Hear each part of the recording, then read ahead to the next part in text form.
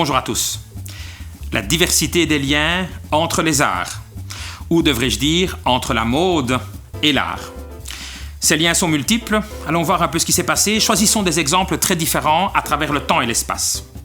Premièrement, rappelons-nous des peintres, qui dès qu'ils représentent la figure humaine dans un tableau, représentent avec elle les tenues vestimentaires, propres à une époque, ou parfois à des époques décalées. On sait alors par exemple dire que tel artiste a choisi de représenter ces personnages avec des vêtements qui ne sont plus d'époque.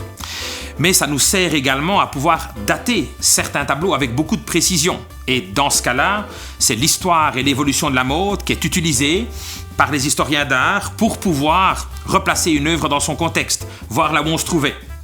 Mais n'oublions pas que certains artistes ne se sont pas toujours contentés de faire une reproduction servile des vêtements qu'ils avaient sous les yeux, mais parfois se sont permis eux-mêmes d'innover et ainsi de lancer de nouveaux effets de mode. Autre élément, autre rapport important et à souligner, c'est le fait justement de se retrouver dans la situation où la mode était cantonnée au défilé, aux maisons de haute couture, dans sa production, dans sa vente, dans sa diffusion. Et peu à peu, grâce à la diversité des défilés, grâce aux endroits que ceux-ci exploitent, la mode va de plus en plus acquérir des espaces différents. Des espaces ou plutôt aussi des moments. Qu'est-ce que je veux dire par là? Ça signifie qu'on va voir la mode qui fait son entrée dans les salles de vente, avec certains objets qui atteignent des valeurs qui gravitent véritablement avec celles d'œuvres d'art émanant d'artistes célèbres. Est-ce que le fait d'avoir une même valeur en salle de vente donne une légitimité à cette production de la mode? Je n'en sais rien, on peut se poser la question. Et quand je vous disais qu'il y avait aussi des moments bien spécifiques, c'est-à-dire qu'on pense à ces semaines qui sont consacrées à la mode, à ces biennales, et on a même maintenant des biennales en Italie qui associent directement l'art et la mode sur un même événement, une même durée. Mais les grandes villes développent aussi des semaines consacrées à la mode qui concentrent des défilés. Et quelle ville, parfois d'ailleurs plus petite, n'a pas sa Fashion Week pour faire en sorte de pouvoir mettre également en évidence, à l'honneur, des créateurs locaux. À côté de ces deux exemples, je voudrais en ajouter encore deux autres. Celui, dans un premier temps, du fait d'avoir exploité certaines œuvres picturales comme décor lors de défilés. Ça a été le cas il y a quelques années avec les tableaux de Jackson Pollock.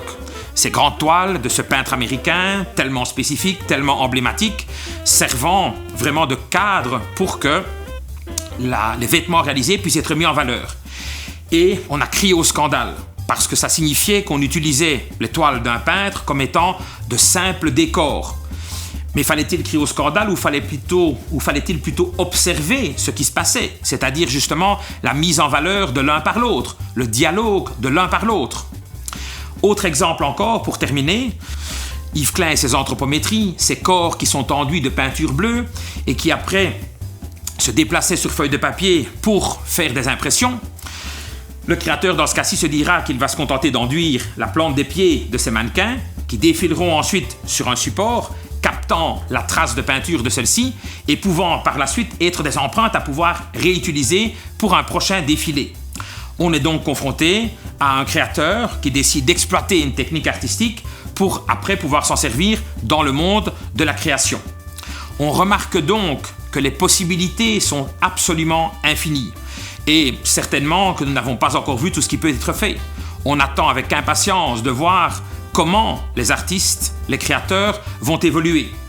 Et aura-t-on répondu à la question, à savoir si la mode était un art? Certainement pas. Et après tout, il vaut peut-être mieux de ne pas y répondre et de continuer à pouvoir observer ces merveilleux dialogues, ces rencontres, ces confrontations entre ces deux univers qui sont pourtant quand même si liés et si proches depuis bien longtemps.